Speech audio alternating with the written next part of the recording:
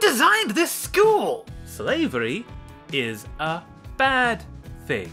No, Mr. Potter, I'm the genius and I want to drink the scary bowl juice. So, Harry Potter is kind of weird. J.K. Rowling is constantly taking actions and stances that negatively impact the trans community and making lives more difficult. And a lot of this badness has turned up in her flagship Magical Schoolboy series, especially in some really weird ways, all mixed in with just a huge amount of story issues. And I thought, I'm a writer, I actually have some stuff to say about this. So in this video, let's go through the original Harry Potter series, point out a bunch of the problems, talk about what intentions or positives might drive them to be included, and alternate ways you could achieve the same things in your own writing, hopefully without falling into the same traps. As we go through this, book by book, we'll build up a new version, one with minimal changes, keeping the core while fixing as much as we can. And the story we end up with, I'll then tell over the next few videos. As the changes compound, the ending will so divert into something that does not rely on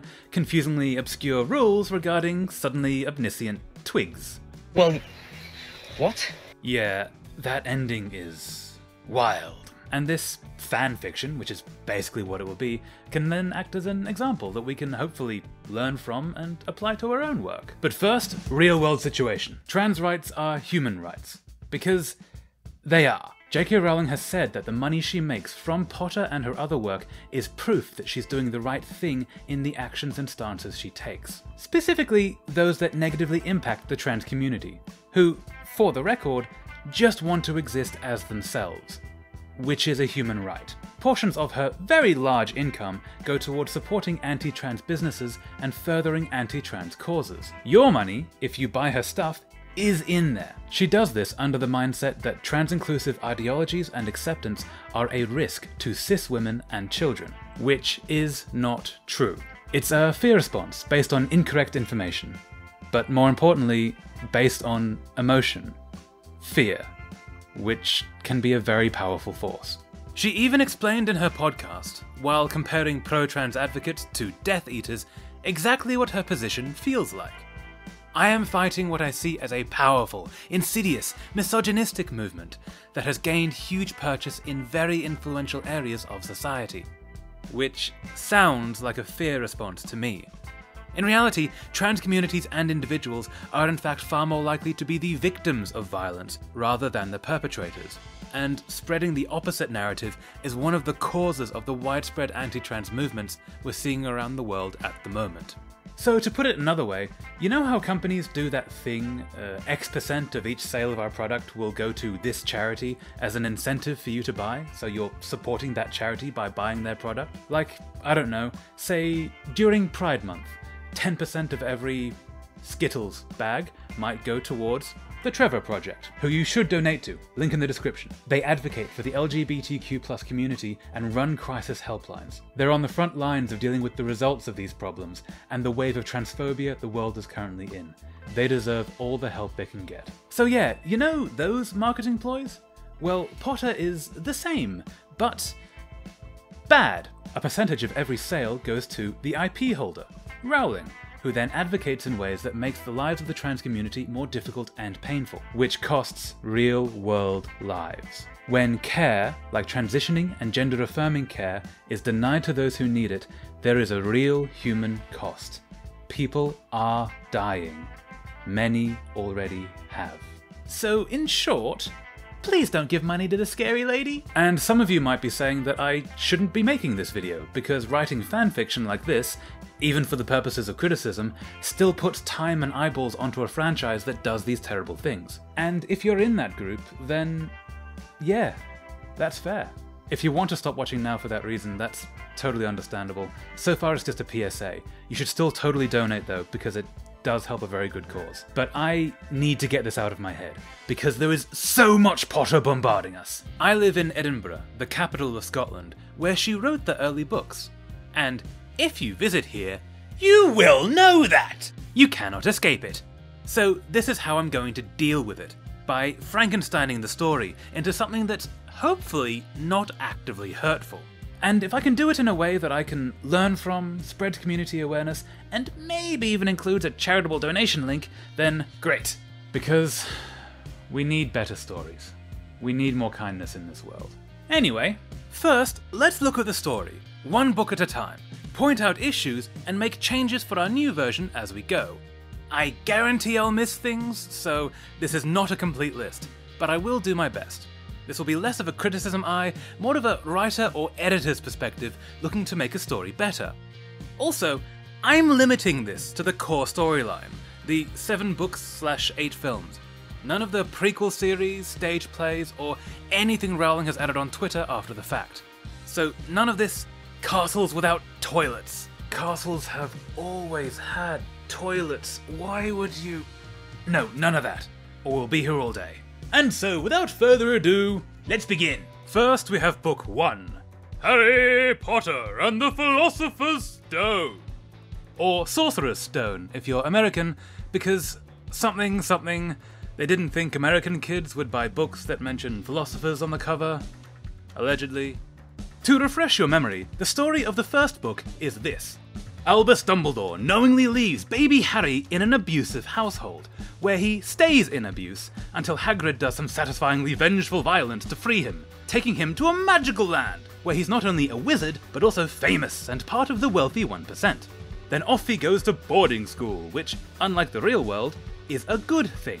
He meets friends Ron and Hermione, school bully Draco, and then we follow a series of whimsical magical happenings that mostly just make this new school life seem fun, slowly leading to the suspicion that serial-killing wizard fascist Voldemort is back, and our high school teacher, Snape, is helping him return. The trio set off on a daring after-dark quest to stop them getting the Philosopher's Stone MacGuffin, and thus immortality. The big twist being that Snape was never the bad guy. He was just a dick.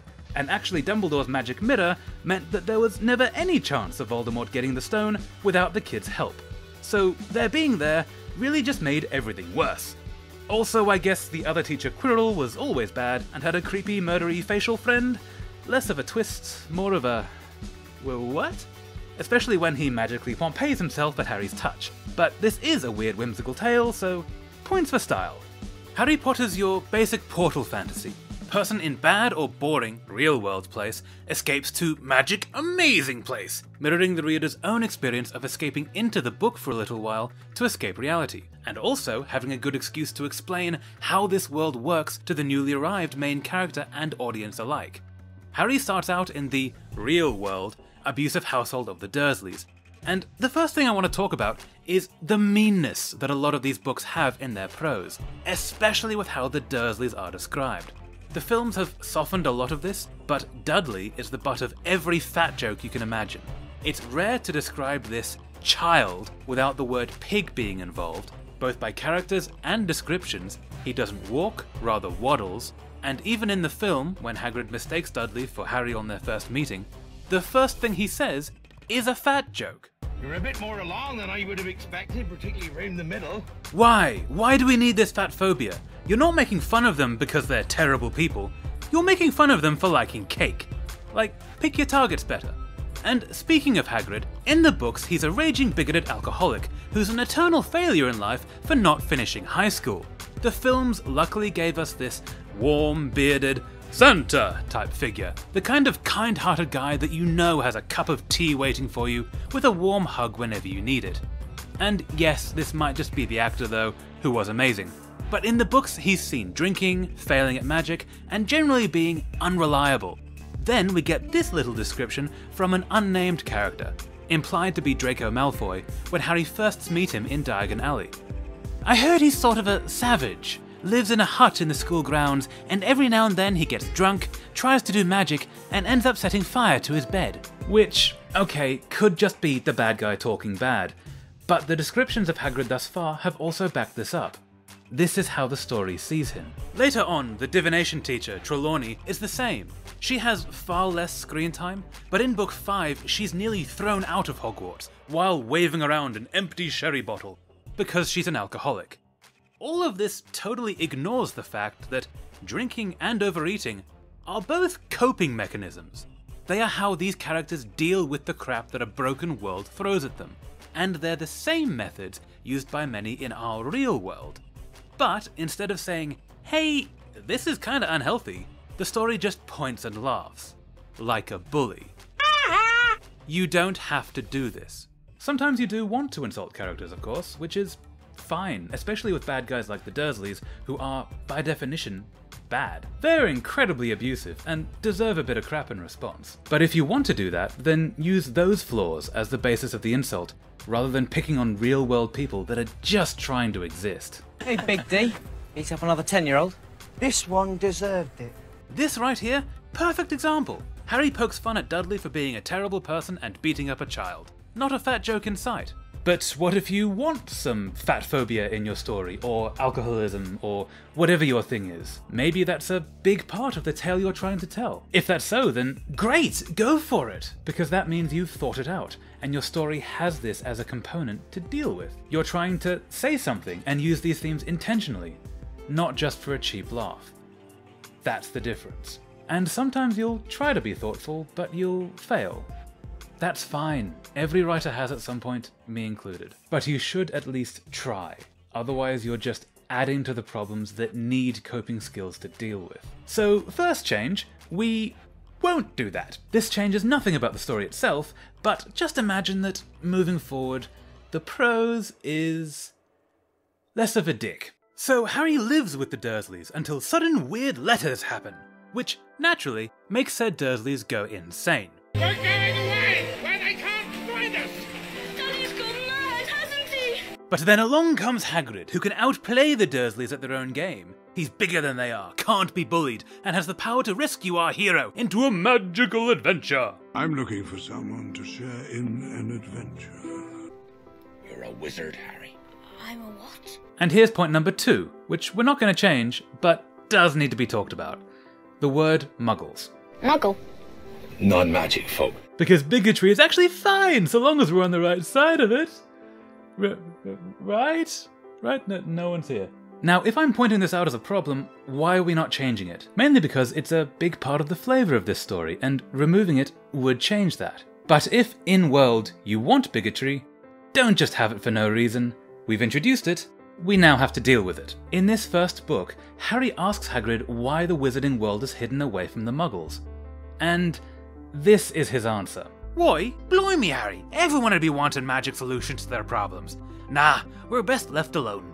Which is just a terrible answer. We could help you, but we won't. It sounds like a rich politician trying to cut welfare. Because the poor people should have just been richer, and it's their fault for choosing to be poor. Ha! You really should have thought of that before you became peasants. So currently, the reason for the word muggle existing is basically because we're better than them. That's also the reason the world is hidden away, which would take such a huge amount of effort. So much that even the Ministry of Magic apparently only exists largely for this purpose. Not taxes or roadworks or anything, just to keep this secret. That's a terrible reason. If you gave no reason at all, you would have a better reason. When you're writing things like this, you don't actually have to explain everything. You can just leave it to the audience to fill in the gaps. Of course they hide. Of course they have slurs. Have you seen the world? So let's play with it. Let's make this work. One legit reason for this bigotry might be that the non-magical humans are actually terrifying. Because I mean, look at history. We've done some stuff. If we look at the size of Harry's first year class, these are all the 11-year-olds with magic across several countries. The magical population is tiny, and the Muggles in comparison are billions. What if this is a world where the witch burnings of a few hundred years ago still happened, and that scared them into hiding? Now, in Harry Potter, apparently the burnings did happen, but only innocent people were killed, and all of the real witches who burned did so because they enjoyed it. Apparently it tickled. On the rare occasion that they did catch a real witch or wizard, burning had no effect whatsoever. The witch or wizard would perform a basic flame freezing charm and then pretend to shriek with pain while enjoying a gentle tickling sensation. Which, why would you do that? Why guarantee that only innocents died and you intentionally chose to help none of them? It could have been standard practice to cast these no burning charms on everyone accused of witchcraft. But no mention of saving Muggles, only magical folks were saved. So we're going to remove this and pretend that the magical society did not actively encourage witch burnings, and the resulting slaughter of anywhere between thousands and millions of innocent people, mostly women. Maybe that flame-freezing charm was actually really hard to do, like a Dumbledore or Merlin level kind of spell, and so few could do it that several witches were in fact caught. There were many attempts to save those accused, witness protection plans and the like, but many were still lost. This is what drove them underground. And if you're thinking, whoa, hang on, this is a kid's book, getting a bit dark here, then if you're writing this kind of thing, just leave it out. It's optional. But if we are going to have it, then this is a way it could work. With this change, suddenly the secret of nature, the slurs, they aren't, I'm better than you because I have magic! It's instead, non-magic folk are all murderers and we can't trust you. We are scared of you. That actually kind of makes sense. It's a fear response. As for the word itself, Muggle sounds pretty nice, but alternatives could be torturers, hunters as in witch hunters, pyremen, something to do with this history of witch burning. And then you wouldn't need to explain any of it. It's all hidden in a single word. The kids won't get it, the adults will. But Muggle does sound nice. It's akin to muddle, bumbling around the world, which is the impression given to the Dursleys as the paragons of Muggleness. So let's keep it. Next in our Wizarding World building tour, Hagrid takes Harry away into this magical land. First off to the bank, Gringotts Bank, run by the Goblins. These people have long crooked noses, love of gold, and most of all, they are evil. Only trustworthy enough to handle money, and that's it. Clever as they come, goblins, but not the most friendly of beasts. Best stay close. And content warning, we are going to talk anti-Semitism here. If you want to skip that, please feel free, you can flip to this timestamp. This first book doesn't play into the evil part much, just that the goblins are a bit unfriendly. But when we return here in later stories, yeah, they go into full dragon torturing, sadism, betraying the good guys, because they're evil little goblins. And these three things, the long noses, the lust for gold, being evil, that's one-to-one anti-Semitism, as was famously practiced by a bunch of goose-stepping morons that took over Germany for a few years. The only thing really missing from the anti-Semitic stereotype is something called the blood libel, the cartoonishly false allegation that Jewish people steal and murder good Christian children for their blood, which, as far as I can tell, does not appear at all in these books or films, and I'm not looking at anything else in the Harry Potter world to question if that still remains the case, because I honestly don't know if they decided to lean into that at all. I really hope they didn't, though. It also doesn't help that in the first film, there's a Star of David on the floor of the bank. Because, sure, let's not even be subtle about it. So we need to stay away from that. All of that. Also, for the record, I am not Jewish myself, so, you know, grain of salt. Wherever possible, you should always listen to members of the group you are depicting. I'm coming at this from my experience in writing, not my experience in that community. It is worth noting that the film and book do differ in their portrayals of the goblins. For example, in the book, long noses are not mentioned, instead long fingers and toes. But alas, the books also dive deeper into the love of gold and being evil thing, showing them cackling over their winnings and laughing at the thought of others in pain. So yeah, not exactly a passing grade there. So what do we do? Does this mean we can't describe anything as having long noses or long fingers or any of that? Can we not have evil creatures? Well, no, you just have to be aware of what you're playing into. And if you act mindlessly while living in a prejudiced society like we do, then it's very likely you're going to fall into the same traps we've all been brought up with. This is why sensitivity readers are a thing. So, what's the plan? Well, we do want the banking system. A big part of why Potter is so beloved is the whimsical world. A world where even banking is a roller coaster tramcart ride to an elaborate vault full of cash. And the bank also gives a place to stash the Philosopher's Stone, which is this book's MacGuffin. But then, what do we change? How do we avoid the anti-Semitism? Well, since the Jewish people have had such stereotypes involving the banks and gold and mines for hundreds of years, and we actually have similar creatures in folklore that are directly linked to anti-Semitism, we want to duck totally away from that. I've got two solutions for this. Firstly, if I were writing it myself from scratch, then instead of goblins, I'd use dragons or dragonfolk. Partially because I think they're cool, but also the folklore around dragons has them hoarding gold and sleeping on it. Perfect!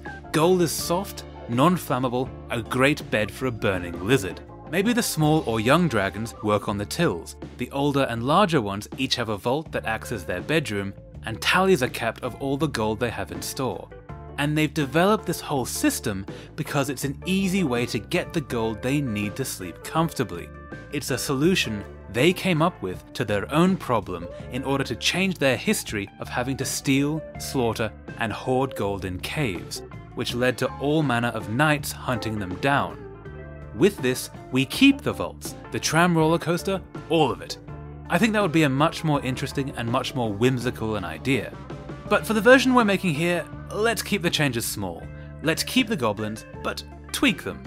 First off, no long noses, fingers, toes. There's loads of fantasy goblins that just don't have noses at all, which helps to push it away from overt anti-Semitic propaganda stereotypes. Alright, that's one change. It's small, but it's not nothing. Next, the love of gold and wealth and the greed that follows. That's an easy fix. Don't have every single goblin work in the bank. Show one or two at a bookshop or a florist, have them exist outside of this one establishment. Maybe a handful of other races also work at the bank, even if it's largely goblin-led. The bank is just a job. Try and show that goblins have a culture, even if we don't go far into it. Since they're shown as incredible sword and armor smiths, maybe they've got a proud warrior tradition, which is why they've developed those industries to furnish their fighters. Show on-screen goblin characters think of something that isn't gold.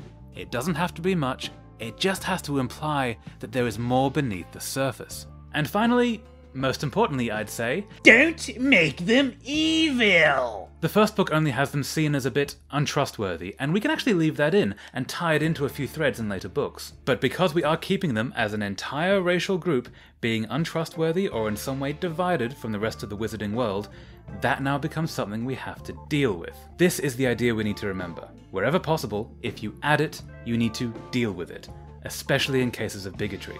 Otherwise, you're not saying anything, you're just being mean. And a note on this, if you do want to make a fantasy race based on Jewish communities or any other ethnic group or minority, especially if you are a member of that group or you have access to sensitivity readers from that group and they say everything is okay and above board, then I'd actually kind of argue that might be fine, great even, because if that's your goal, then it means you're going to approach it intentionally and hopefully with respect. Respect being the key word, which requires research and or lived experience. Preferably both. Though if you are not a member of the group in question, it is also worth investigating whether or not it is your story to tell. Again, respect is key. Real people, real world, real lives. The main reason we're trying to push Harry Potter's goblins away from these connections to the Jewish people and stereotypes is because A, they are stereotypes, incredibly harmful ones that have literally led to millions of deaths and discrimination over centuries, and B, it feels like they were, hopefully, written totally unintentionally and without respect. The goblins in these books aren't a people, they're essentially racist cartoon characters. So for our purposes, we want to unlink them from reality and hint at a fully fledged society under the surface that our point of view society, the wizarding world, can't see, or at least won't. Now, does that fix the problem? Probably not entirely, if I'm honest. It does help, but we are building on shifty foundations here. But for these videos, it does highlight the point. So when we come to writing our own worlds, we can be more mindful of it from the beginning. For the moment though, that's all we'll do with them. But we will come back to the goblins, don't you worry. Next, once Harry has all his supplies, he ventures on a secret train into a magical school, where he's sorted into one of 4 houses. These 4 houses being Hufflepuff, Gryffindor, Ravenclaw, or Slytherin. Now I think this whole house sorting thing is both one of the smartest marketing things in the series, and maybe one of the dumbest. The whole premise of the 4 houses is more or less that who you are at age 11 is who you will always be. People never change, or grow up, or transition into any other aspect of self-discovery, and must be divided by whether or not they are kind, brave, smart, or literally provably evil. Because evil kids happen a lot, apparently. Also, let's have the evil kids sleep in the dungeons, so they can get used to it. prep them for the prison system. Who designed this school? But on top of that, it also does do something pretty cool. This story already turns to kids, especially the outcasts, the bullied, the ones who don't fit in, like Harry, and says, hey, there's a magical world out there where you belong. You're not meant to be here. There's somewhere else, somewhere better. Then, these 4 houses take that one step further. Not only is there a world where you belong, but there's a table with people just like you. There's a magical hat to show you the way, and a seat at that table just waiting for you to find it. Honestly, I think a large part of Harry Potter's success comes down to a mixture of luck, good timing, and this specific point. It's about finding a place where your weirdness is valued. We don't want to lose this. But if we want it, we have to justify it. And simply saying that a quarter of the school are essentially destined for murder, followed by repeatedly proving them to be, isn't great. Also, in the real world, this is called tracking, and has a less than amazing history, including racial segregation. This is tracking. You're predetermining a student's ability, proven ineffective and harmful to students. So instead, we should figure out, why would this be a thing? Okay, if there's a need to break the incredibly small year group into 4 separate areas, what is it? Well, maybe it's nothing at all to do with if they're kind or smart or murdery. Maybe it's because every one of these kids packs the magical equivalent of a nuclear bomb, and we need to stop said kids from doing what angry school kids sometimes do, getting into fistfights. Which, with wands, would rather be zappy zappy boom fights. The cleaning bills, can you imagine? And I guess kids dying, but Hogwarts is more or less okay with that, otherwise the staircases make no sense.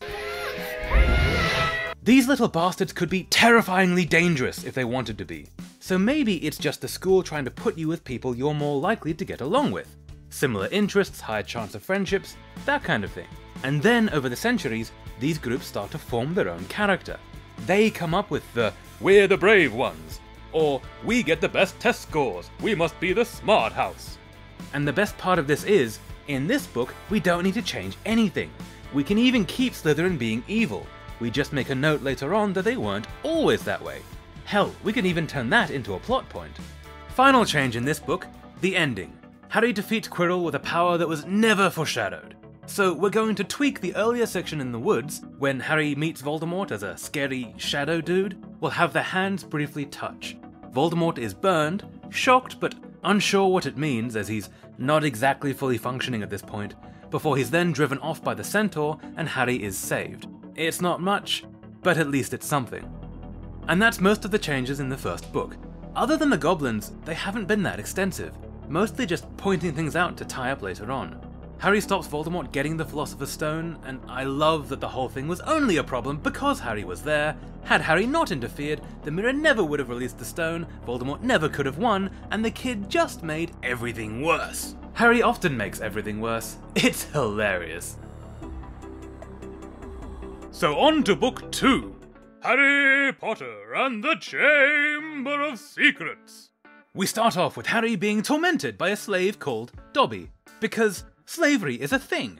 Then he's rescued from the resulting imprisonment by Ron and his family, only to then be locked out of the Hogwarts Express, leading the pair to commit Grand Theft Auto and nearly cause an intermagical political crisis. They crash the car, break Ron's wand, get off essentially scot-free, except Ron is now comedically dangerous at magic, and then we find out there are murders afoot, or at least petrifiers. The mystery of what the hell is going on eventually leads not only to Harry speaking with snakes, but also, there's a monster in the school! Controlled by, spoilers, Voldemort's younger hologram. The gang collect clues, find the secret chamber, defeat the snake with the help of Deus Ex Phoenix, and eventually get everyone to safety. And then, as a bonus, Harry frees Dobby from his racist owner, the Malfoys. Got all that? Cool. Right, so first off, slavery! Where we quickly learn that Harry is now also being abused by a slave. Because slavery is fun, and this is a kid's book, aimed at 12-year-olds. They're not even teenagers yet, that comes later. Okay, what does slavery give us? As far as I can tell, it gives us 3 things. Firstly, wizard supremacy is a very real thing. backing up what we've seen in the first book with a distrust of both the Goblins and Muggles. Second, it gives us Dobby and his antics, who is a fun character. And third, it gives us a slave race to make all of the things. For example, the food at Hogwarts we later find out is made by slaves, when you could have just used magic. 'Cause that's like the whole thing in these books. Magic. So let's make this work. Again, two options. If I were putting this in my own writing, I'd instead of using house elves as slaves, I'd use ghosts, which the castle is already full of. One of the things about ghosts is that the folklore commonly has the fine print, you can stick around as long as you have reason to, unfinished business. So you could have, if people die and don't want to pass on yet, there are families and companies, like Hogwarts, that will give you work and a place to stay, and in return, your reason for existing becomes to protect and work for that location. Make it voluntary, you can leave at any time, but this gives you pay for work, room and board in exchange for cleaning, cooking, or whatever the deal is. This would also explain why Hogwarts has so many ghosts. They're all the non-teaching staff who keep things running. Dobby then becomes a spirit who's in the employ of the Malfoy family, but looking for another job. But for our limited change version, let's keep the slaves as they are. Keep the wizard supremacy as we're already building into that from book 1, with the intention that we're going to deal with it later. This is now foreshadowing a plot point. This also means we get to keep Dobby as he is in the book, as the ending reveal of a sock freeing him is actually quite satisfying. But, and we'll go into this again later when we hit that point, slavery is a bad thing. I can't believe I have to say this, but slavery is a bad thing. And unlike the books, we're going to portray it as bad. Because it is. None of this, the slaves want to be slaves thing. Not cool. Not cool. But in this book, we'll keep the house elves as they are, since it's currently just Dobby, and at least this time, it more or less makes sense. The second thing in this book is just how stingy Harry is with his copious mountains of gold, all while standing next to his best friend and family, who are literally scraping in the dirt for any coins they can find. Harry stays with them after they busted him out of his abusive prison. He eats their food, steals and destroys their car, which leaves them with a fine they can't pay, and he then watches Ron use a broken wand all year and never thinks to help. Of course, the reason for the broken wand is for Lockhart to get his comeuppance at the end of the year, but there are better ways. In fact, throughout the entire series, Harry receives a whole bunch of free stuff for no reason, and never uses his vast fortune to help those he supposedly cares for. So let's change that. Let's say that Harry wants to help. He wants to get Ron a wand, wants to help repay the costs of their carjacking. He wants to help the Weasleys, who are quickly becoming his surrogate family. The only problem? He's 12, and the family would never accept his donation. Maybe he even offers Molly Weasley some coins to help them buy school books, only to have her respond with, "Oh, don't worry dear, we're fine. Now, are you hungry?" He's got this running through his head until something changes. When Harry sees Ron's wand backfire at the slug curse, he realizes he can't ignore it anymore. So he enlists the help of McGonagall, who not only is the head teacher for Gryffindor, but she's also the one who decides the punishment for the car damage, and the person who is heavily implied to have sent Harry the mysterious broomstick gift the previous year. He confers with her, and their plan is simple. She buys Ron a wand, delivers it mysteriously to Ron via Owl, and Harry pays for it. The wand is not perfectly aligned to Ron, as it normally would be from a shop, but it's perfectly good enough for his schooling, and can be traded in at Ollivanders for the correct wand come the end of the year. Thus, the next few years of wand functioning are sorted. Ron thinks the wand feels weird though, so he still carries his old broken one with him. Sentimentality and the like. This is important for the Lockhart backfire at the end of the story. Lockhart grabs the bad wand from Ron's pocket instead of the good one from his hand. But McGonagall does something else too. When the pair first arrive in the stolen car and get a grilling from Snape, originally McGonagall gives them detention and a slap on the wrist. "I will be writing to your families tonight, and you will both receive detention." This can easily be tweaked into, "We'll discuss a suitable punishment at a later date, but I must impress upon you the seriousness of the situation." Why make this tweak? Firstly, because it's quite believable and wouldn't really be noticed without the original at hand, And secondly, it gives us a chance for Harry to have his talk to her in private before the punishment is decided. And what does she decide? Well, according to school rules, the bill for damages the car caused must be paid to the victims. The victims being both the school and the car's owners, the Weasleys. The school fines are replaced by work-in detention, but the victims' fines are not and must be paid in cash. Except Ron is already a part of the victim's family, so is not monetarily charged, leaving Harry with the bill, paid to the Weasleys, as was his plan the whole time. McGonagall explains this to both Harry and Ron. Ron complains, but Harry says, "No, it's fine. They'll expel us if we don't. It's all good." She gives Ron the notes to take to the Owlery, explaining to Ron's parents and having the funds moved. And once he's gone, she smiles at Potter. "Is this plan really wise?" He shrugs back. "They wouldn't accept my help otherwise. Thanks, Professor." "Well, you're a fool, Potter, but at least you're a kind one. Don't lose that." He laughs. "I won't." The audience know the fines are totally made up. Hell, maybe the Weasleys guess pretty quickly, but the fact remains that they do need the cash, so under the pretense, they graciously accept. And for the last change in this book, we return to the slug/mudblood scene, because calling Hermione a mudblood, and the following explanation of purebloods versus muggleborns, is actually really interesting. This is the first time we're not even hinting at wizard supremacy, we're straight out saying it. We're saying that the bad guys believe they are racially better than everyone else, and that it is total crap. The problem is that in the original version, the good guys actually think this is true as well, even if they won't admit it. And the story does everything it can to show that things should accordingly remain exactly as they are. Wizards are better than others. Muggles and goblins and elves and all the other creatures are just not as good. And in this scene, both Hagrid and Ron actually deny the mudblood logic by using supremacist talking points. Look at Neville Longbottom. He's pureblood and he can hardly stand a quartering the right way up. "And they haven't invented a spell or Hermione can't do," said Hagrid proudly. So, would that be the reverse if Hermione was bad at magic? Is she only a worthwhile witch because of her school grades? This is basically arguing with a racist on their own ground, thus legitimizing that ground as a place for argument. But the issue is not, are Muggleborns clever enough? Which just invites contradiction. Look, see, but Jimmy's terrible at magic. Rather, the issue is, should a minority group be treated with human rights and decency? The answer to which is yes. Always yes. Where possible, don't be a dick.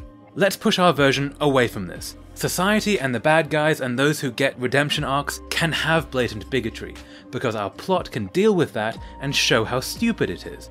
But the good guys are good because we're meant to be on their side. We're meant to believe them when they say stuff like this.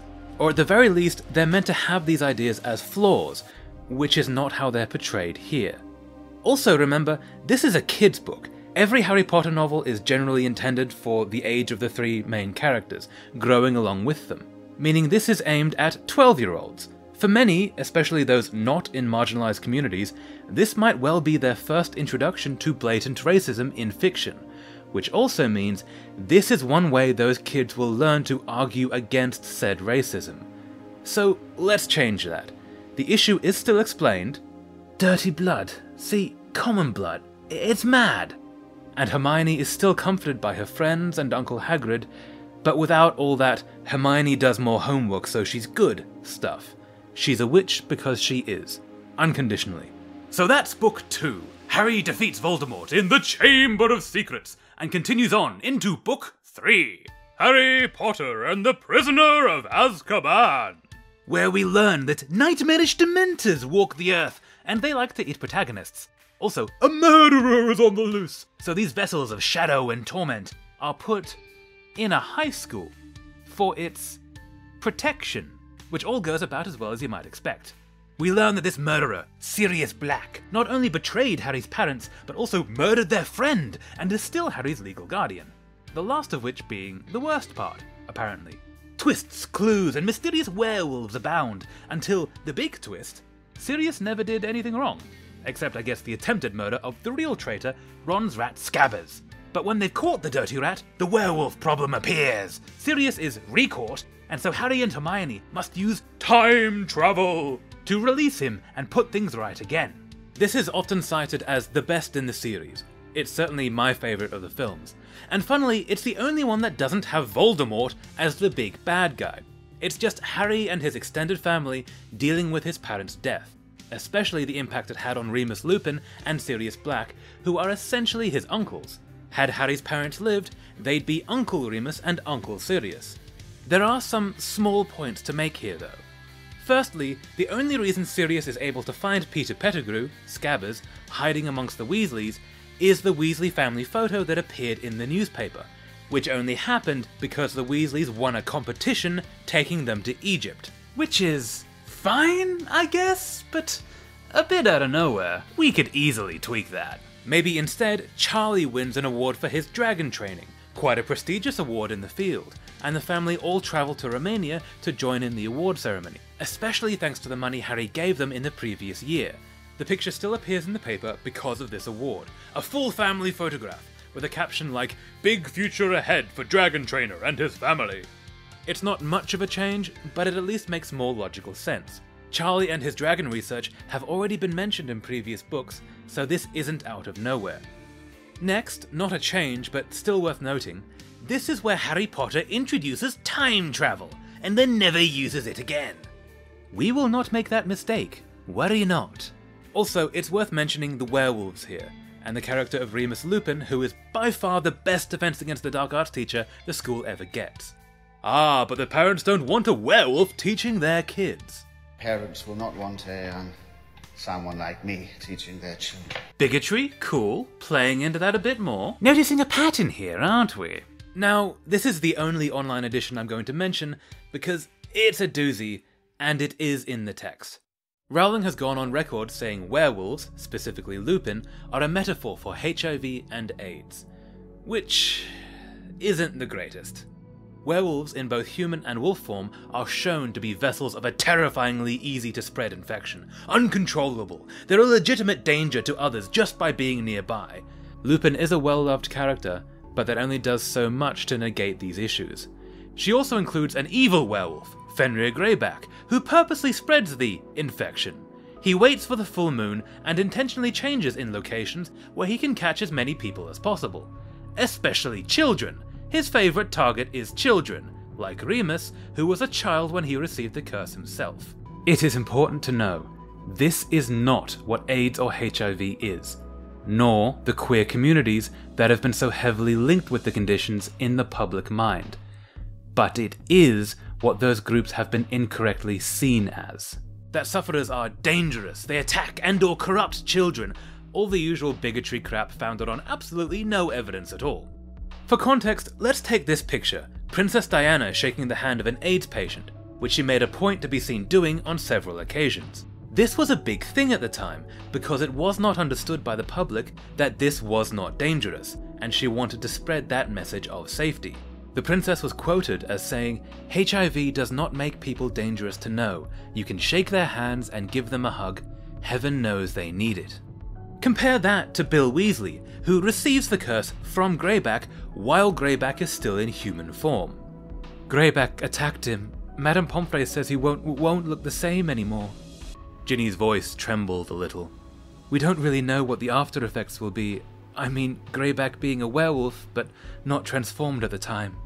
Bill still receives the curse. It's a lesser version, but the curse is there, meaning any scratch from a werewolf, even while humanoid, transfers the curse across. So does that mean if Lupin were to accidentally scratch a student while handing them their test paper, they're permanently a werewolf? These two, they almost feel like polar opposites, don't they? Safe to be around versus not at all. And that's not something you want your story to be, a polar opposite of an attempt to help a stigmatized minority. What are we doing here? So for our version, Greyback isn't included, thus neither is his attack on Bill. Remus Lupin can still be a werewolf and was still attacked as a child, but it's just a thing that happened, like a bear attack. It was an accident, not an intentionally malevolent evil dude. Lycanthropy only spreads the classic way, a wolf form scratching or biting you, and there are potions that can help with that. Otherwise, they're just a person.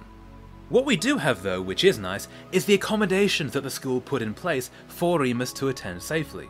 It's not really explored in the films, but the Shrieking Shack was built for Remus to change in, meaning the shrieking was actually his screams and howls. The Whomping Willow was added to guard the entrance, and his friends learned to become animagi because werewolves don't so often attack animals. They learned one of the hardest skills in their world, all so they could be around him safely. This is all really sweet, and one of the nicer touches Rowling added in. Sure, you could make something less convoluted, but I kind of like it. It's nice. See, I can be complimentary sometimes. I kinda needed to be, honestly, as a palate cleanser, because it's somewhat downhill from here. And before we hit book 4, let's talk names. Rowling, as far as I can tell, has 2 methods of naming characters. The first is basically word association. For example, Remus Lupin. Remus and Romulus were the legendary founders of Rome, said to have been raised by a mother wolf. Lupin is based off lupine, an adjective meaning wolf, so the werewolf character's name is basically Wolfman Wolfie. Grim Place, the hideout for the Order of the Phoenix in Book 5, is basically a grim old place, etc, etc. Not too bad so far, kind of Roald Dahl-esque actually. Maybe a little weird, the wolf name is a very odd choice by his parents, but workable. At least, until we hit names like Kingsley Shacklebolt, who I think is the only canonically black character in the books. Kingsley, as in possibly Dr. Martin Luther King, and Shacklebolt, you know, shackles and bolts, because he's black. And hey, remember the African slave trade? And remember, this is also the series that later defends slavery? And his name is basically Dr. King in Chains. That's just a guess, obviously, but yeah.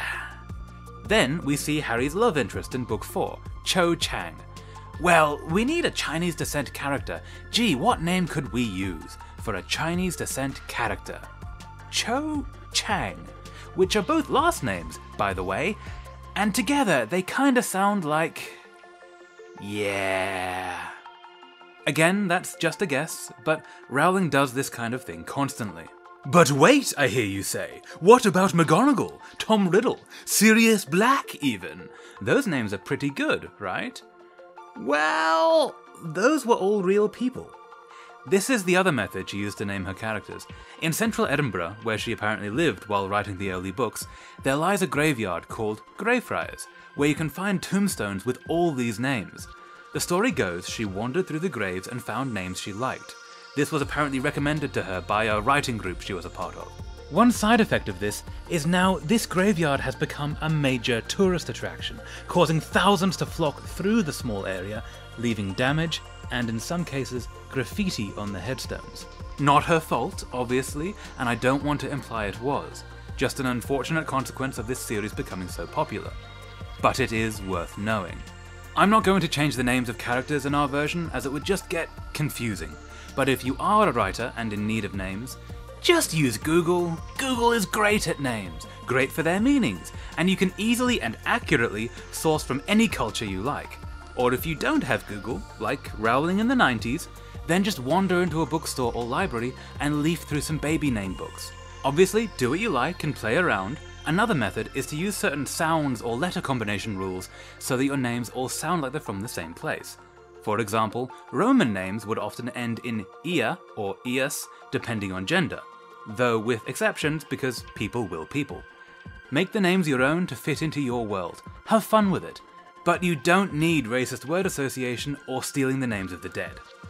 The last character I'm going to point to before moving on is Seamus Finnegan, who's, I believe, the only canonically Irish character, with possibly one of the most Irish-sounding names you can imagine, and also the only character who finds it really difficult to not blow things up.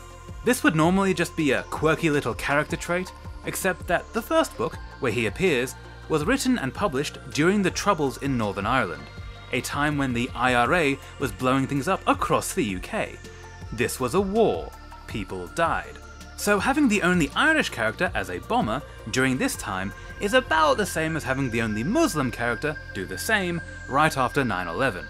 Easy to avoid though, just don't do that. But anyways, with all that dealt with, we're on to book 4, Harry Potter and the Goblet of Fire, where a KKK metaphor has attacked the Wizard World Cup. And just as they're dealing with the aftermath, a magical murder game turns up at Hogwarts, along with a whole slew of hormones. Except, luckily by Ministry decree, Harry is too young to compete in these games. Crisis averted. Right up until his protagonist powers mean the bad guys force him into the game anyways, and in so doing, remove any chance that his teacher friends feel like helping him out of it. Actually, all his friends, except Hermione, hate him now. Because reasons. But while they slowly come around, Potter faces 3 challenges, so deadly they should really rethink the point of the school, leading up to the big reveal, the Dark Lord has returned! The whole thing was a convoluted plot to get Harry's blood for the resurrection spell. Because pricking his finger was totally out of the question. Anyway, Voldemort is back. A kid is dead, but we didn't really care about him anyway, and we've technically never even met the real Mad-Eye Moody, because he spent all year in a box. Right, so in this book, we meet Winky, a house elf who apparently wants to be a slave. Because slavery is actually a good thing, and all house elves just love it. Or as Hagrid puts it, it's in their nature to look after humans. That's what they like, see? You'd be making them unhappy to take away their work, and insulting them if you tried to pay him. And then when asked about Dobby, the elf who was very much only doing the work he wanted, and who was now actually asking for wages, Hagrid's reply? Yeah, well, you get weirdos in every breed. Okay, so Dobby is the weird one for wanting to not be enslaved. What? Dobby gets Winky a job at the castle, which is how we learn that the whole thing is run on slave labour, when you could have easily just used magic. And this prompts Hermione to start her activism, trying to free the house elves from bondage. Hermione, who, let's remember, grew up in the Muggle world, and logically went to school up to 11 years old, learning at least some basics that the slave trade existed, or at least hearing about it on TV. She wants to stop slavery, but she's laughed at. Worst of all, she's laughed at by the good guys, because it's silly to want to be free, and we're good slave owners, right? And this is annoying because it takes so little change to make this actually work. First, let's tweak Winky's goal. It's not that she wants to be enslaved, she just wants to not be thrown out on the street. It's dangerous out there, especially for a house elf. I can't imagine a slave race would expect to be well treated for sleeping rough. Her first reaction to freedom is probably assuming it's a death sentence. Plus, on top of that, let's not forget how easily people can become institutionalized to a bad situation. I'm an institutional man now. The idea of being free could be terrifying if your entire life has been in this one service. Big changes often are. So she's got a load of that thrown in. And then, same as before, Dobby gets Winky a job at the castle, except it's a paid job, like all the other house elves in the school's employ. This, and finding out how rare paid work is for house elves, prompts Hermione to start up Spew, preferably with a name that isn't insultingly bad. And the only people that laugh at her are the bad guys. Because, again, slavery is bad. And she'll try, but will still fail to really change anything, because she's just one teenager, and these things take time. But this is a very good way to establish that Hermione is keen on equal rights. It puts that idea in there, because unlike the actual stories, which use this as a tool to sweep away the problem, only brought up fleetingly every now and then, in our version, it's a setup for big things to come. Speaking of equal rights, we also learn in this book that non-human creatures, regardless of sentience or intelligence, are not allowed wands. This includes the house elves, goblins, centaurs, and many more, all of which are still just as expected to participate in society as are the slaves, bankers, or just staying out of the way. Meaning this is how the wizard supremacists keep power. They're literally hoarding the weapons technology. And I'm just gonna say, for how much these books don't want to address bigotry, it's pretty impressive how many internal support networks they have to make the bigotry function somewhat realistically. Like, you don't expect accidentally racially based weapons hoarding that very much mirrors real-world segregation, especially since it's so built up and then never dealt with. But we won't change this at all, as it further drives home the point that it's not just the elves being enslaved, this world is totally broken. And let's be honest, our real world is also broken as all hell. But it is getting better, because it's recognized.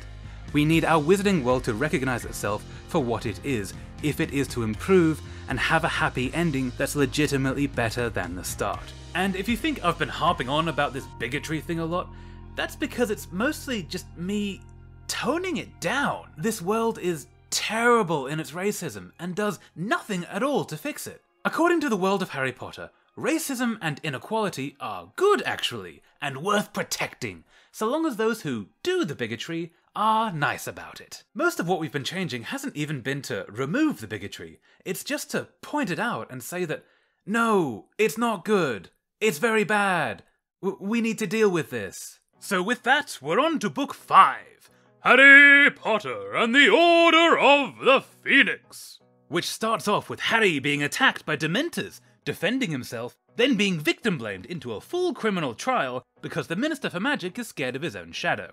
As a result, the school year is one long round of government crackdowns, controls, and one real problem of a pink-based human that just loves torturing little children. This all leads not only to Harry and his friends setting up their own militia training school, but also aiming their small army into the Ministry of Magic itself, thus technically committing treason and falling right into Voldemort's trap. It's fine though, literally everyone in the busiest building in magical London is on holiday at the time, and they left the doors unlocked, so the cavalry gets in pretty easily to save them. Then Sirius dies! Voldemort doesn't, so the minister decides to quit with the state-sanctioned child torture and his job altogether. Did I miss anything? Oh yeah, something, Order of the Phoenix are the good guys, everyone we care about from the older generation was a part of it, and Harry gets a girlfriend, who's roofied into betraying him by a teacher and then victim-blamed so hard she's never forgiven. Unlike that teacher, because school is fun! Here is where we first see Grimmauld Place, a house that was owned by Sirius Black's evil relatives. And to illustrate just how evil they were, they have the stuffed heads of previous house elf slaves on the wall like hunting trophies. And after skirting a large umbrella stand that looked as though it had been made from a severed troll's leg, they started up the dark staircase, passing a row of shrunken heads mounted on plaques on the wall. A closer look showed Harry that the heads belonged to house elves. All of them had the same rather snout-like nose. The films have them in these Victorian specimen jars instead, but basically the same thing. They're decoration.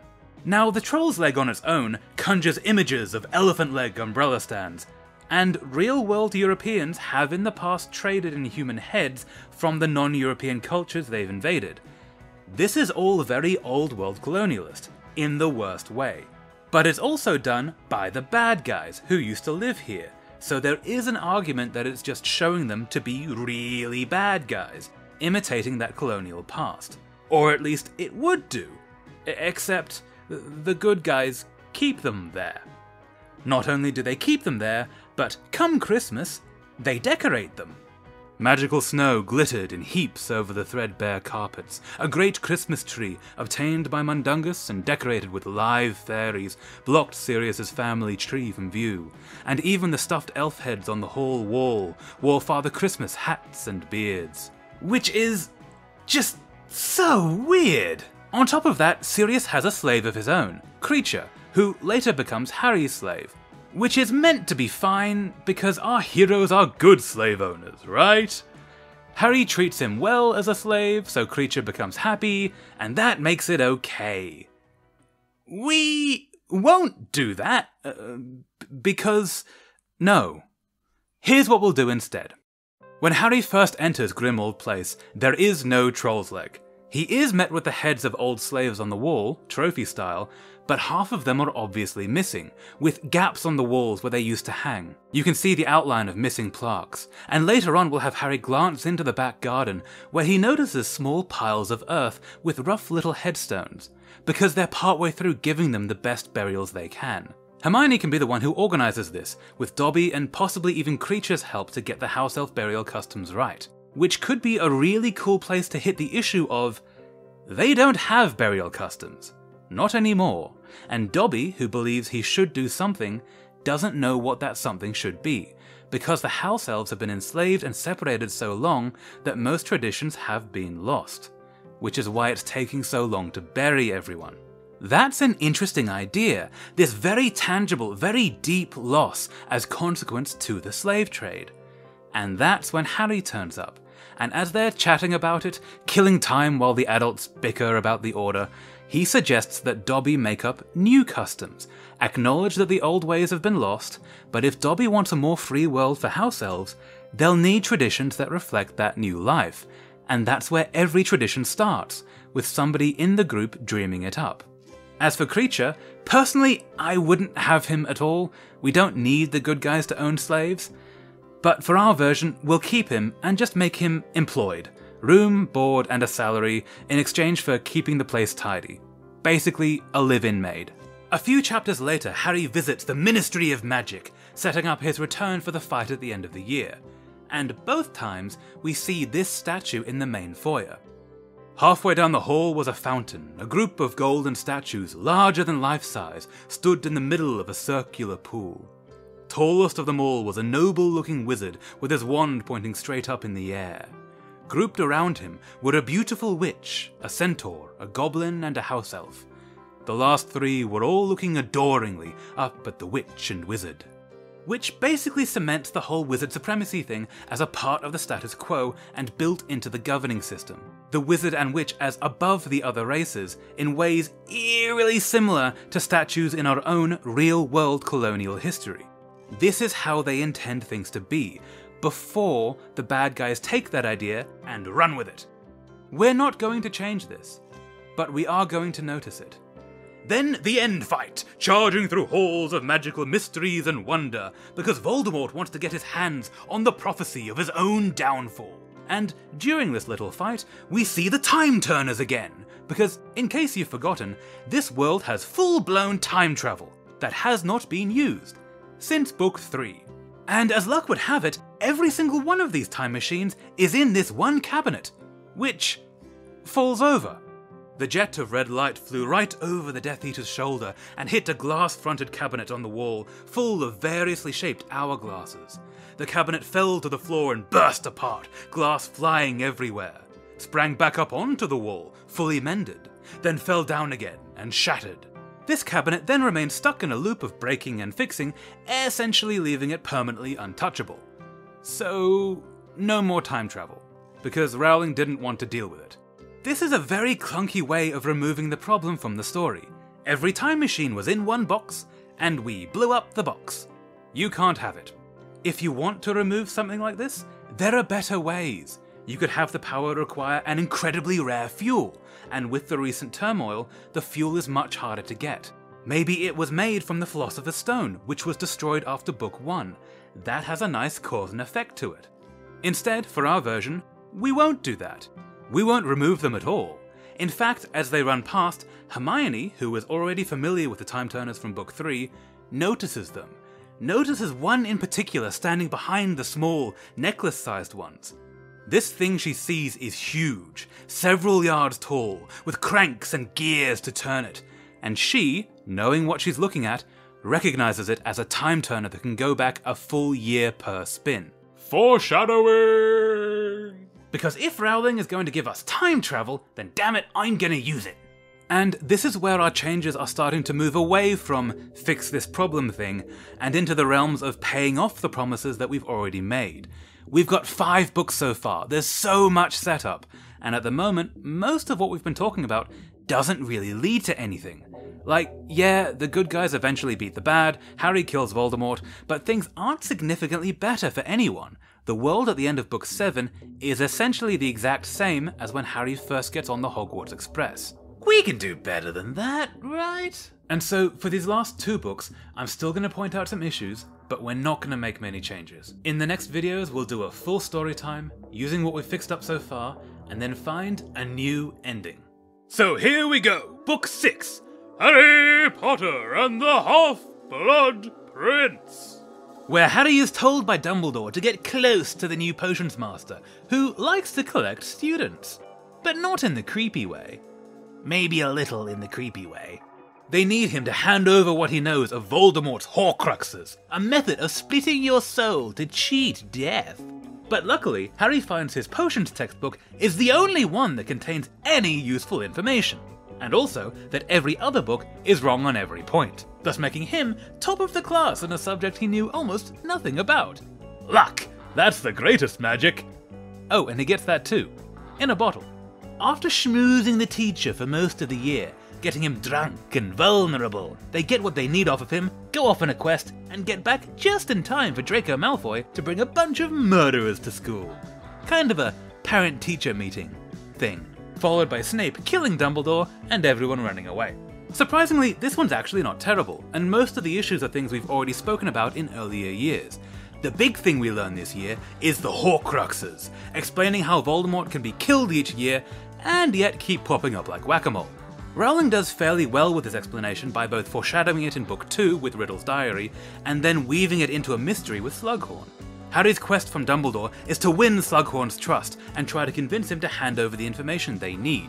And because Harry has to work so hard to get it, when he finally learns what Slughorn is hiding, the information feels important and valuable, because he earned it.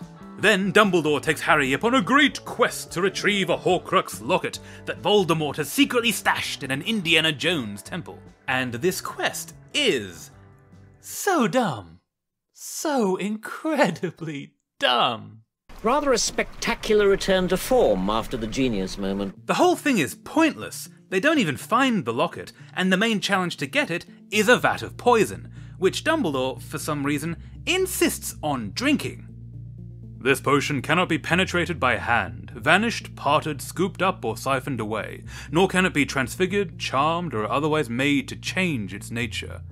Almost absent-mindedly, Dumbledore raised his wand again, twirled it once in midair, and then caught the crystal goblet that he had conjured out of nowhere. I can only conclude that this potion is supposed to be drunk.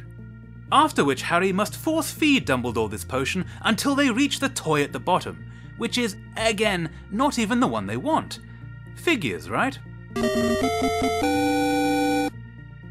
Now, what I really want to happen instead is... It must be drunk, said Dumbledore, for absolutely no reason. Can't you just pour it out, sir? Harry asked. Or summon a bowl to pour it into, like you summoned that cup? Or maybe evaporate it? Pour it down the gullet of one of those bodies that are ominously nearby and we're for some reason not questioning? Or is there literally anything else we could do to get the liquid out of that bowl? Like, drinking the evil mystery liquid is the absolute last thing you should do. No, Mr. Potter, I'm the genius and I want to drink the scary bowl juice. Really, this whole quest is just a clumsy way to make Dumbledore weaker because we need Draco to maybe be able to kill him off in a few scenes' time, and we need that tension.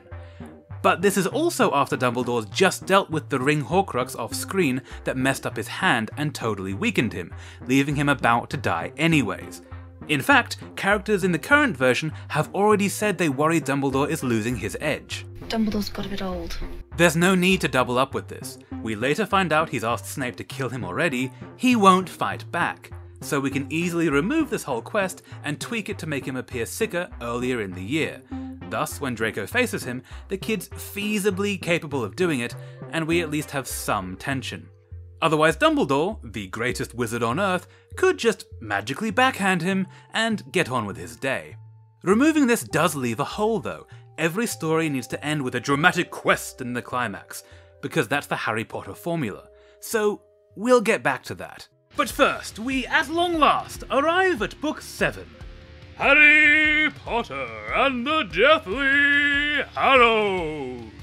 In which Harry must leave Privet Drive, but with danger looming, his friends all decide to cosplay him to draw enemy fire. A great plan that sees several of them die. Then they have a wedding, which is attacked, and they nearly die, escaping into a life of TARDIS tenting across the UK, because Hogwarts is more dangerous than normal, which is actually quite impressive, the more you think about it. They camp together and nearly die, and camp apart and nearly die. They quest through various locations, hunt for Horcruxes and swords, and learn about the great Deathly Hallows from Luna's cool dad, then get caught, all while many times they nearly die. Except Dobby. He does die. They betray a goblin, ride a dragon, kill several Horcruxes, and after many characters die, mostly off-screen, including Harry, who returns because he can, they also get around to killing Voldemort through the clever use of wands. And wandly rules that don't really make sense and might just be plot armor. In fact, looking at all that, this book might be entirely made of plot armor. So the big thing in this book is the 3 Deathly Hallows, the 3 most important things in the world that every school kid knows about, but have, miraculously, never been mentioned until now. They consist of 3 magical objects that collectively make one the master of death. A wand that can defeat any other, a stone that can resurrect the dead, and an invisibility cloak that theoretically makes one immortal? Death searched for many years but was never able to find him. Because death can only find you by line of sight, I guess? Can't really hear anything, old deathy boy. Or smell. Poor guy. This is kind of an interesting idea, but it is a bit obvious that the Hallows were only created with 2 purposes in mind. The first, we want a nice scene of Harry talking to all the dead people before he is about to quote-unquote die, so throw in the resurrection stone plus a little riddle to prevent him getting it until the right moment. I am a sucker for riddles, so sure, well played there, and that gives us a nice breather, a moment of comfort before Harry takes the final plunge and we end this thing. This bit isn't a problem at all. I think it actually works pretty well and worth noting for that reason. It is good to have a moment like this right before an obvious final battle, or at least I quite like it. Just a short rest to get your character and audience ready for what's about to come. But also, since the stone is used for literally nothing else, it was only added so this one scene could exist. Were that not the case, Harry probably would have kept the stone and let the countless dead people in the castle say goodbye to their loved ones. Kind of an obvious spot for huge emotional payoff there, right? Fred and George could have shared one last joke. Imagine that! Also, this is a double up. We already have a method of resurrecting the dead from the end of Book 4, when Harry and Voldemort's wand fight each other and so summon Harry's dead parents. So either Harry is just really good at summoning dead people, or maybe it would be better to somehow reuse the wand thing we already know instead of adding a resurrection stone. If used correctly in the final fight, that could hit pretty hard, especially after so many more people have since died. Anyway, back to the Hallows. The second reason for them in the story, really the big reason, is, annoyingly, it's to give Voldemort a silly answer to the very silly wand lore issue that we've never heard about before. And in fact, the answer is so silly that the greatest sorcerer in the world gets it wrong. Because it's silly. Albus Dumbledore is the greatest sorcerer in the world! Except Dumbledore is dead, Voldemort specifically isn't, because he's very good at the magic thing, and so keeps coming back to life. Except apparently for wands. He's very bad at wands. So here's the problem Voldemort faces, or thinks he faces. Both Harry and Voldemort's wands share a core. So, being twins, the 2 wands can't hurt one another. And because Voldemort has a bit of an ego, he wants to be the one to finish Harry off. Which is also a dictator, big bad boss can't be seen to be beaten by a teenager thing, so that's fair. But that's actually a pretty cool issue. The good and bad guys can't hurt one another. That's tension. Provided, of course, we ignore the fact that, by this point, we've seen Voldemort and Dumbledore throw fire and water and glass at each other, which would totally avoid this issue. Can't laser blast Harry? No sweat! Drop a building on him. Problem solved. But regardless, how does Voldemort try to fix it? Well, he tries a different wand. He takes Lucius Malfoy's. And for some reason, this doesn't work and explodes in his face. Then, okay, trial and error, he decides to take the Elder Wand. The most powerful wand in the world. Surely that will work. Except Voldemort realizes he's not the wand's master, so can't control the power he needs from it. Oh no! Why is that? Well, the master was Dumbledore. Then Malfoy disarmed Dumbledore, apparently meaning that Malfoy now owns it. Then, several hundred miles away from the Elder Wand, Harry disarms Malfoy of a totally different wand, which apparently counts for the Elder Wand too, because of reasons. Meaning the Elder Wand can't kill its true owner, and thus can't kill Harry, who then overcomes Voldemort with this advantage. Except also no, because shortly before Voldemort is defeated, he also killed Harry with the Elder Wand. But that doesn't count, somehow, maybe because Harry didn't die. Except no, he was dead, because it killed the Horcrux inside of him, And wait, is anyone keeping track of all this? Is this meant to make sense? Also, haven't our heroes been disarming people for years? If the wand rule is finders keepers, do they now just own dozens of wands? My collection. This is such a contrived idea, especially for the grand finale, which was never established in earlier books. Again, this is the 7th book. When writing a long series like this, you kinda need to set something up for the climax. Or maybe you don't. There are alternatives. You can just have a fight. Maybe Harry overcomes Voldemort with the power of his many friends, all shooting at the same time. That can work. Or they set a trap to lure Voldemort away from his army. Something. Play with it. Just make it make sense. So yeah, that gives us the Resurrection Stone, the Elder Wand, and then if we throw in the invisibility cloak Harry's always had, we get a nice trinity of objects, and also explain why literally no one else has an invisibility cloak. Because there's only one. It's an invisibility cloak! It's really rare. And while all that's going on, we need to talk about Griphook. He's the only goblin we ever really get to know in the series, so does a lot of the heavy lifting in showing the goblin culture. I know we've already spoken about the goblins earlier, but this guy is where all the problems that were set up in Book 1 are now reinforced. It's shown that the wizards were right to hate goblins. They're inherently bad. Because, see Griphook? He's a goblin, and he's evil. The longer they spent together, the more Harry realised that he did not much like the goblin. Griphook was unexpectedly bloodthirsty, laughed at the idea of pain in lesser creatures, and seemed to relish the possibility that they might have to hurt other wizards to reach the Lestrange's vault. He later betrays the good guys, who had already planned on betraying him because he's not worth trusting. He's just a goblin. Like, what are we doing here? What is this? And why do I bring this up again when it's exactly as bad as last time?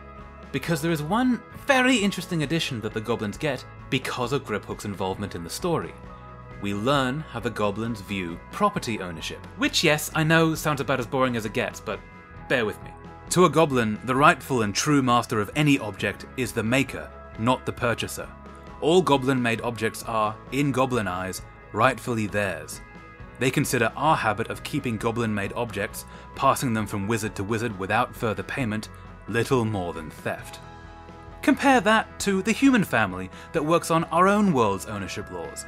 Losing Grandpa's sword, even after paying for it decades ago, would also be tantamount to theft. They expect to hand that down to little Timmy. It's a family heirloom. So if we wondered why the two races don't trust each other, this is great! This gives a legitimate topic that the two cultures can discuss and argue over. But, as far as I can tell in the current version, the rule says, whatever the wizards say goes. And no real discussion after that point. Even the good guys not only plan on betraying Griphook to keep the sword they promise him for his help, but it's also pointless to do so, as they very quickly lose the sword anyways. All they had to do was agree to give him the sword after they used it to destroy the Horcruxes and defeated Voldemort. I'm pretty sure Griphook would have been fine waiting a few days to help stop the people that had been imprisoning and torturing him. So we're going to change that too. Quite drastically, in fact. But alas, that'll be in the next video, because this one got kinda long. Apparently I had a lot to say about the Little Wizard books. That was most of the big problems that I noticed in the series, but there are definitely others that I missed. In the next part, we'll go through the story and find a new ending that hopefully pays off these promises we've been setting up. And if you've watched up to this point, thank you so much. It really means the world to me. I hope you've enjoyed my little Harry Potter writing rants. If you have, please like, comment, subscribe. There's plenty more madness on the way. And what do you think? Is there anything else you would have changed? Or solutions you would have used? Or do you know another series that does things better? Leave them down in the comments, I'd love to hear. Let's share some cool stories. Thank you so much again for watching, and I hope you have a lovely day. See you in the next part.